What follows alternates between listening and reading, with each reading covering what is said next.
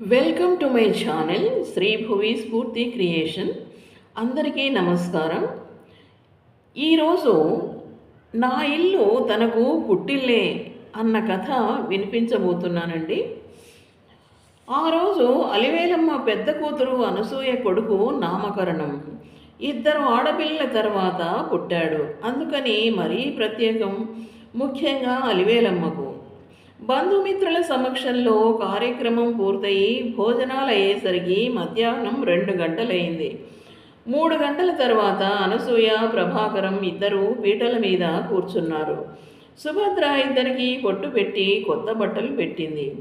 ఇద్దరూ వెళ్ళి కట్టుకుని తయారై వచ్చారు. ఇద్దరికి ఒడిబియ్యం పెట్టాక ముత్తైదువులందరూ ఆశీర్వదించి హారతి పాట పాడి ముగించారు. సాయంత్రానికి అంతా సందడి సత్తుమణిగింది. అలివేలమ్మకు 2 కొడుకులు, 2 కూతుళ్ళు. పెద్ద కొడుకు నారాయణరెడ్డి భార్యే సుభద్ర. పెళ్ళై 8 ఏళ్ళయింది. ఆమె కోడలిగా ఇంట అడుగు పెట్టాక 4 ఏళ్ల వ్యవధిలో మరిదికి ఆడపడుచుకు పెళ్ళిళ్ళు అయ్యాయి. ఇద్దరు సంవత్సరం తిరిగేసరికల్లా బిడ్డల్ని ఎత్తుకున్నారు. కానీ అదేమిటో సుభద్ర కడుపు మాత్రం పడ్డలేదు. అందరు దేవుళ్లకు మొక్కుకుంది. పూజలు నోములు నోచింది. డాక్టర్ల దగ్గరికి వెళ్ళి ఇద్దరు చూపించుకున్నారు. ఏ లోపం లేదన్నారు. ఎదురు చూడాలి అంతే అనుకున్నారు ఇద్దరు. మనసులో ఏమీ పెట్టుకోక ఇంట్లో తిరుగాడే పిల్లలతోనే అచ్చట ముచ్చట తీర్చుకుంటూ కాలం గడుపుతూ ఉంది సుభద్ర. కానీ అమ్మలక్కలు ఊరుకుంటారా? ఏమిటో పాపం సుభద్ర ఇన్నేళ్ళైనా ఇంకా నీళ్ళు వేసుకోలేదు. దేవుడు ఇంకా దయతలచలేదు. మరి సానుభూతులు చూపిస్తున్నట్టే ఉంటుంది. సుభద్రకేమో ముళ్ళు గుచ్చినట్లు ఉంటుంది. విని విని విసువచ్చి వాళ్ళ మాటలు పట్టించుకోవడం మానేసింది. కానీ బయటి వాళ్ళ పోరు బయటే ఉంటుంది. ఇంట్లో అత్తగారంటూ ఒకరున్నారాయే. ఆవిడ ఎత్తి పొడుపులు ఈసడింపులు ఈ మధ్య భరించడం ఆమె శక్యం కావడం లేదు. భర్త మంచివాడే, తనంటే ఇష్టమే. కానీ ఎప్పుడూ తల్లి కనుసన్నల్లోనే. పెళ్ళయ్యాక భార్య అన్నది కూడా మనిషేనని, ఆమెకు ఇష్టాలుంటాయని మనసుకు పట్టనివాడు. స్వయంగా ఏ నిర్ణయాలు తీసుకోలేని అశక్తుడై అన్నీ తల్లికే వదిలేస్తుంటాడు. తల్లిని గౌరవించడం మంచిదే, కానీ మరీ సొంత అభిప్రాయం అన్నదే లేకపోవడం సుభద్రకు బాధ కలిగించే విషయం. సుభద్ర 7-8 ఏళ్ల వయసులోనే తల్లిని కోల్పోయింది. తండ్రి మళ్ళీ పెళ్లి చేసుకున్నాడు. ఆమెకు ఒక కొడుకు. పెళ్ళైపోయింది. ఉన్న ఊరిలోనే ఉన్న పొలం చూసుకుంటూ ఉంటాడు. భార్య, 2 పిల్లలు అతనికి. బొటాబొటిగా వచ్చే ఆదాయం. ఇటీవలే సవతి తల్లి కూడా చనిపోయింది. అక్కడ పరిస్థితులు అలా ఉంటే సుభద్రకు పుట్టింటి నుండి పెట్టుబోతలు జరుగుబాట్లు ఎలా సాగుతాయి? చిన్న కోడలేమో కలిగినింటి నుండి వచ్చింది. అనుక్షణం ఆమెతో పోలుస్తూ పెద్ద కోడల్ని ఎద్దేవా చేయడం, సూటిపోటి మాటలనడం. వయసుకు పెద్దదే కానీ పెద్దరికం ఏమాత్రం లేని ఆడది. అయినా అన్నీ చేయాల్సింది మాత్రం సుభద్రే. చిన్న కోడలు ఎప్పుడూ పుట్టింట్లోనే. ఏడాదిలో 2 నెలల్లో అత్తారింట్లో గడిపేస్తూ ఉంటుంది. ఏదో చేసేవాళ్ళకే మొట్టికాయలన్నట్టు సుభద్రకు అత్తగారి పోట్లు తప్పడం లేదు. కార్యక్రమాలన్నీ అయిపోయాయి. మరుసటి రోజు వెళ్ళొస్తామత్తా, వస్తాం బావా. ప్రభాకరం భార్యా పిల్లలతో తన ఊరికి బయలుదేరుతూ అందరికీ చెప్పాడు.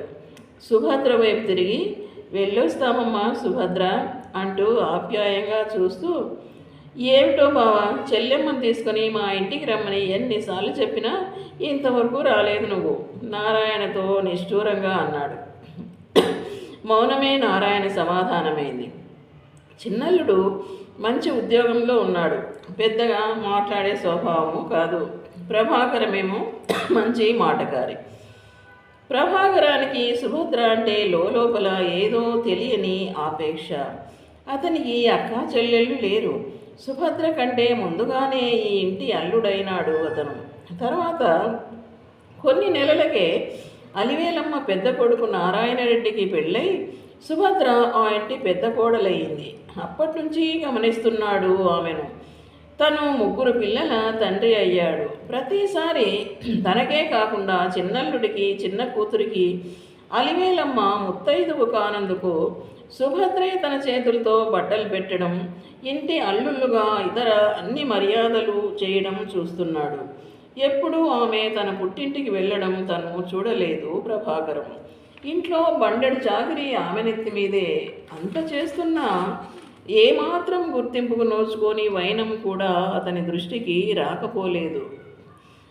తన పెళ్ళై ఇంటికి అల్లుడైన కొద్ది రోజుల్లోనే అత్తగారి నైజం అతను గ్రహించాడు. ఏం చేయగలడు? తనేమో ఇంటి అల్లుడు, ఇంటి కోడలి గురించి అత్తగారి వద్ద ప్రస్తావించలేడు కదా. మరోసారి అత్తగారికి చెప్తూ కాళ్లకు దండం పెట్టి సెలవు తీసుకున్నాడు. తర్వాత కాసేపటికి చిన్న కూతురు, అల్లుడు టౌన్లో పనుందంటూ చిన్న కొడుకు వాళ్ళ కుటుంబాలతో వెళ్ళిపోయారు. ఇంట్లో ముగ్గురే మిగిలారు. 2 ఏళ్ళు పరుగులు తీశాయి. అతి మామూలుగా సాగిపోతున్న సుభద్ర దినచర్యలో ఏదో చిన్న మార్పు గోచరించింది. వారం 10 రోజులుగా ఒంట్లో నలతగా ఉంటూ తిండి సహించగా ఇబ్బంది పడుతూ ఉంది. 2 వారాలు గడిచినా తగ్గకపోవడంతో ఎప్పుడూ చూపించుకునే డాక్టరమ్మ దగ్గరికి వెళ్ళింది. నిజమా, కలగానికంటున్నానా?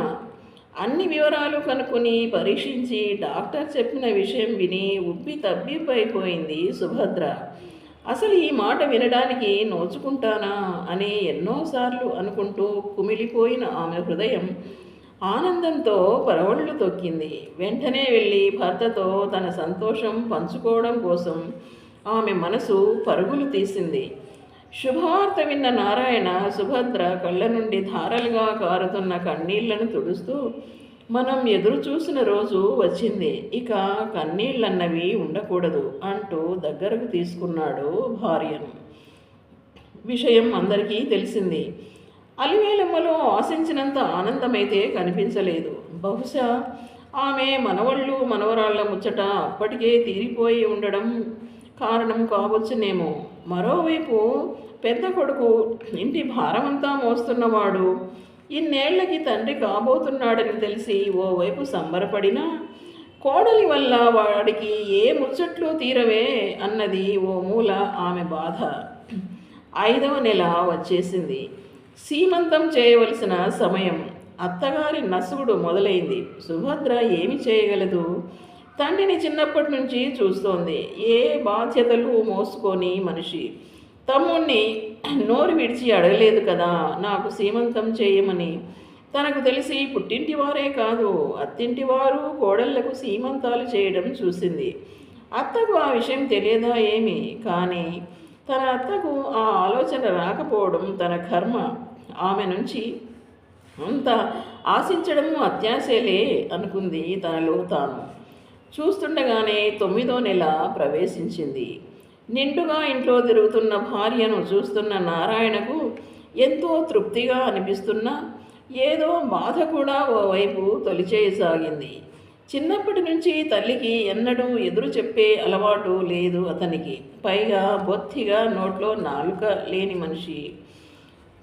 ఖర్చుకు వెనుకాడే రకం కాదు.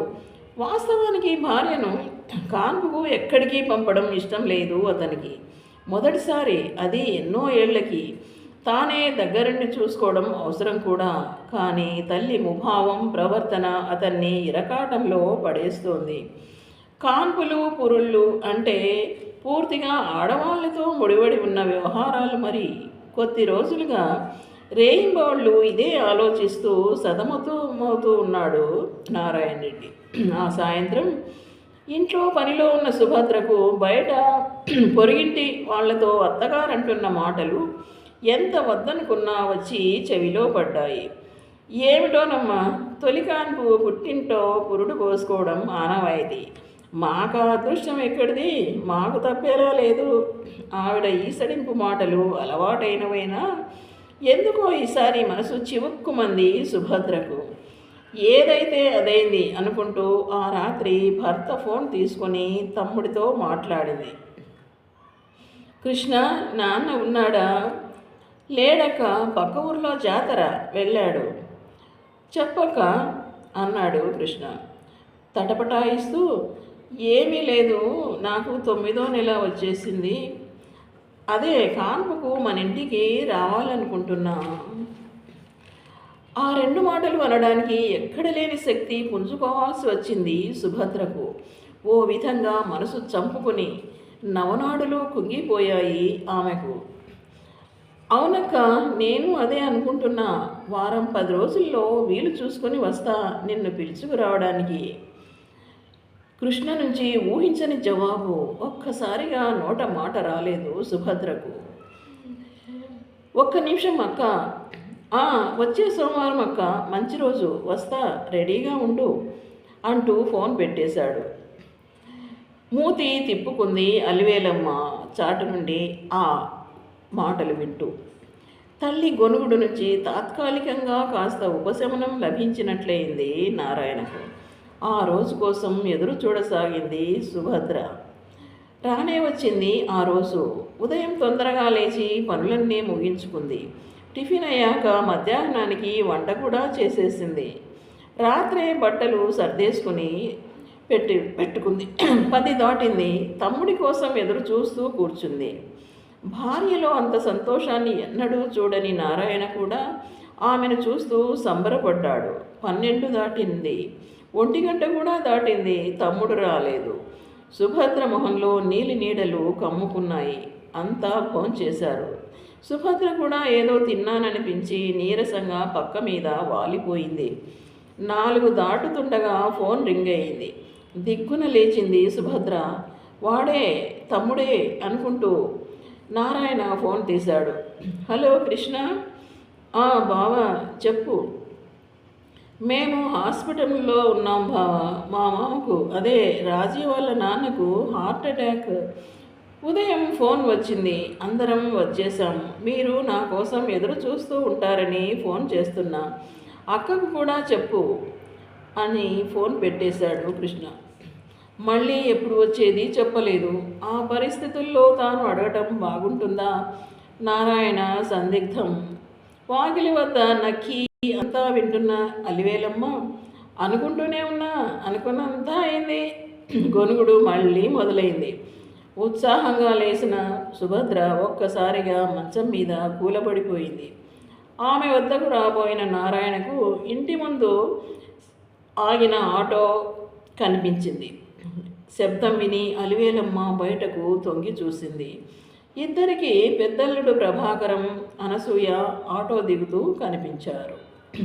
ఇప్పుడెందుకు వస్తున్నారబ్బా అనుకున్నారిద్దరూ వాళ్ళని చూడగానే. బావా ఇంట్లోనే ఉన్నావా? మంచిదే అంటూ ప్రభాకరం లోపలికి వచ్చాడు. 5 నిమిషాల తర్వాత మంచినీళ్లు తాగుతూ, ఏమీ లేదు బావా, ఇప్పుడు ఇలా ఎందుకు వచ్చామా అనుకుంటున్నారు కదూ? మరేమీ లేదు బావా, మీరు అనుమతిస్తే సుభద్రను కాన్పుకు మా ఇంటికి పిలుచుకెళ్ళాలనుకుంటున్నాము అంటూ అత్తగారి వైపు చూశాడు. ఆవిడ ఒక్కసారిగా వినకూడని మాట ఏదో విన్నట్టు మొహం పెట్టింది. నారాయణకు అతను అంటున్నదేమిటో వెంటనే అర్థం కాలేదు. అలివేలమ్మ తేరుకుని, అదేంటి బాబు, మీరు పిలుచుకెళ్ళడం ఏమిటి అంది ప్రశ్నార్థకంగా. ఏమత్తా, నాకు అర్హత లేదా? నన్ను అన్నా అని పిలుస్తుంది. నాకు చెల్లెలే కదా మరి. అల్లుడంటే మర్యాదలు పెట్టుబోతలు స్వీకరించేవాడు మాత్రమేనా? ఎన్నోసార్లు ఆమె చేత్తో నాకు కానుకలు అందించింది. ఆమెకు ఈ మాత్రం నేను చేయడం కూడదా? ఏమత్తా? తనకు, తన బిడ్డలకు, అల్లుళ్లకు, వాళ్ళ పిల్లలకు కోడలు చేయాలి. కోడలి దాకా వచ్చేసరికి మాకేం సంబంధం, పుట్టింటి వాళ్ళు కదా చూసుకోవాలి అవన్నీ అనే బాపతు ఆవిడ. అది సంప్రదాయం కదా అనొచ్చు మీరు, నిజమే. కానీ అదే సంప్రదాయం కోడలికి ఎందుకు వర్తించదు? అల్లుడు కోడలు ఇద్దరూ పరాయింటి నుంచి వచ్చిన వారే కదా, ఈ భేదభావం ఎందుకు అన్నాడు ప్రభాకరం కొనసాగిస్తూ. అవునమ్మా, నాతో చాలాసార్లు అన్నారేనా సుభద్రకు కాన్పు మనమే చేద్దాం అనసూయ అని. వదనకు మాత్రం ఎవరున్నారు? అనసూయ తల్లివైపు చూస్తూ అంది. నువ్వుండవే. అది కాదు బాబు, తొలి కాన్పు పుట్టింట్లో చేయడం ఆనవాయితీ కదా అని.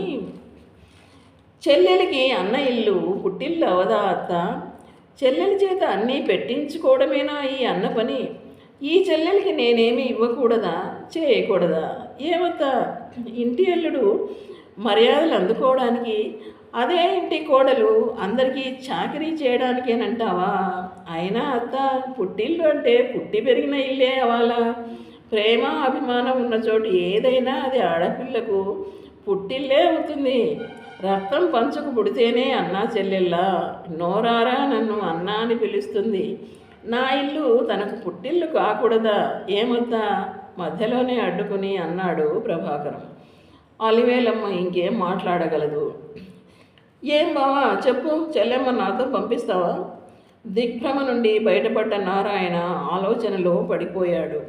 కృష్ణ గుర్తొచ్చాడు అతనికి. అతను ఖచ్చితంగా వస్తాడా? సందేహమే. వచ్చిన సుభద్రకు అక్కడ ఆదరణ మనస్ఫూర్తిగా అయితే ఉండదు. ఆ తమ్ముణ్ణి నోరు తెరిచి అడిగింది సుభద్ర. ప్రభాకరం బావ తనకు తానుగా భార్యతో కలిసి వచ్చి ప్రేమతో ఆహ్వానిస్తున్నాడు. భార్యకి ఇప్పుడు కావలసింది ఇలాంటి మనుషులే. తన ఆసరా ఎలాగూ ఉంటుంది. ప్రసవ సమయంలో ఆడపిల్లకు తన వాళ్ళంటూ ఉంటే అదో భరోసా. అయినా కృష్ణ గురించి ఓ మాట చెప్తే బాగుంటుంది అనిపించి, అది కాదు బావా, ఈరోజు కృష్ణ వచ్చి పిలుచుకెళ్తానని చెప్పాడు. కానీ అనుకోకుండా వాళ్ళ మామ ఆసుపత్రిలో చేరాడట. అందుకని రాలేకపోయానని ఫోన్ చేశాడు. మరేమీ పర్వాలేదులే బావా, కృష్ణకు నేను నచ్చ చెప్తాను. నువ్వు మాత్రం నా కోరిక కాదనకు. అలాగే బావా, తప్పకుండా తీసుకెళ్ళు. నీ మాట కాదనలేను. ఇంకా మాట్లాడితే ఆయన్ని బాధ పెట్టినట్లవుతుందనుకుని సరే అన్నాడు నారాయణ.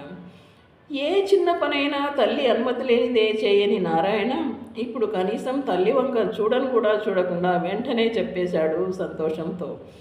ఈరోజు మంచి రోజు, ఇప్పుడే బయలుదేరుతాం బావా. అమ్మ సుభద్ర, పదమ్మ, తయారవు. అనసూయ వెళ్ళు, చెల్లెమ్మ బట్టలవి సర్దుకొని తీసుకురా. వదిన పద అంటూ సుభద్ర వద్దకు వచ్చింది అనసూయ. సుభద్ర భర్త వైపు చూసింది. నారాయణ కళ్ళతోనే చెప్పాడు వెళ్ళమని. ఆమె ఇంత ప్రేమను ఒక్కసారిగా కలలోనైనా ఊహించలేదు. ప్రభాకరం అన్నయ్య అంటే ఓ విధమైన ప్రత్యేక అభిమానం అయితే ఆమెకు ఉంది. ఎన్నో ఏళ్లుగా చూస్తోంది. కల్మషం అన్నది ఏ కోశానా లేని మనిషి. పరాయి మనిషన్న భావన తనకెప్పుడూ కలగలేదు. అనసూయ తను దాదాపు ఒకే ఈడు వాళ్ళు. అదృష్టవశాత్తు తల్లి స్వభావం రాలేదు తనకు. తనతో బాగానే ఉంటుంది. మొదట ఇక్కడికి వచ్చినప్పుడంతా తనను వాళ్ళ ఇంటికి రమ్మని పిలిచేవాడు ప్రభాకరం అన్నయ్య. అత్త పడనిచ్చేది కాదు, ఇంట్లో ఇబ్బంది అంటూ. రాను రాను ఇక మానేశాడు పిలవడం. అదంతా గుర్తొచ్చింది సుభద్రకు. ఈరోజు ఆ ప్రేమ తనను ఇంత స్థాయిలో ఉక్కిరిపిక్కిరి చేస్తుంది అనుకోలేదు. తమ్ముణ్ణి నోరు తెరిచి అడిగింది. కానీ ఈ అన్న అడగకుండానే వరమిస్తానంటున్నాడు. అనసూయ, నేను ఆటో తీసుకొస్తాను, తయారై రెడీగా ఉండండి అని చెప్పి నారాయణతో కలిసి బయటికి వెళ్ళాడు ప్రభాకరం. అలివేలమ్మకు ఎక్కడో ఏదో పట్టు తప్పుతున్న సంకేతాలు అందుతూ గుండెల్లో సన్నగా అలజడి మొదలై తన స్థానం కదులుతున్నట్లు అనిపించింది. ఈరోజు అల్లుడి ఊహించని రాక, కోడలి ప్రవర్తన ఒక ఎత్తైతే, తన అనుమతికై ఏమాత్రం చూడక ఏకంగా తనే నిర్ణయం తీసుకుని భార్యను వాళ్లతో పంపించడం మరో ఎత్తై ఆమెకు మింగుడు పడక నిశ్చేష్టై చూస్తూ ఉండిపోయింది. మొట్టమొదటిసారిగా ఆమె చేతుల్లో నుండి కొడుకు జారిపోతున్నట్లు తోచింది ఆమెకు. పావుగంట తర్వాత ఆటో వచ్చింది. ఓ జిప్బ్యాగు చేతి సంచి పట్టుకుని సుభద్ర, అనసూయ గది నుండి బయటకు వచ్చారు. వెళ్ళొస్తానత్త, అత్తగారి కాళ్లకు దండం పెట్టి చెప్పేసి భర్తతో కలిసి బయట సిద్ధంగా ఉన్న ఆటో వద్దకెళ్ళింది సుభద్ర. ఎన్నో ఏళ్లుగా భర్త నుండి తను ఆశించింది ఎక్కడ మాయమైపోతుందో అన్న ఆతృతలో ఆమె కాసేపు అత్తగారిని లక్ష్య పెట్టడం పక్కన పెట్టేసింది. దేవుడిచ్చిన అన్న, ఆడపడుచు మధ్యలో కూర్చుని భర్తకు కళ్ళతోనే వెళ్ళొస్తానని చెప్పి చెయ్యి ఊపి ఇరుగు పొరుగు అంతా అబ్బురంగా చూస్తుండగా మదినిండా సంతోషం నింపుకుని పుట్టింటికి తరలి వెళ్ళింది సుభద్ర. అదండి కథ. ప్రభాకరం లాంటి దృక్పథం, పెద్ద మనసు కలిగిన వ్యక్తులు మన సమాజంలో చాలా అరుదు. అలాంటి అన్నలందరికీ మనఃపూర్వక నమస్సులు. అందరికీ ధన్యవాదాలండి. మళ్ళీ కలుద్దాం.